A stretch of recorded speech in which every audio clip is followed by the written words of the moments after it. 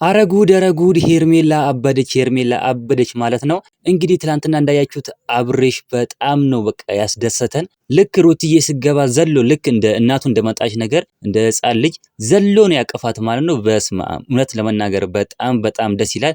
ልክ እነሱ እንደዚህ ሲሆኑ ሌሎቹ ይቃጠላሉ ማለት ነው። ልክ እንደነ ሄርሜላ ምናምኖቹ ይቃጠላሉ። ዳኒ ራሱ እዛ ያሽቃበጠ ነበር ማለት ነው። እንግዲህ ሩትዬ ንግስቷ፣ ጠንካራዋ፣ ጀግናዋ ማለት ነው አታሽቃብጥ አንተ አሽቃባጭ ብሏለች ለዳኒ ማለት ነው። እውነትም አሽቃባጭ ነው ዳኒ፣ በጣም ነው የሚያሽቃብጠው እውነት ለመናገር ከሆነ።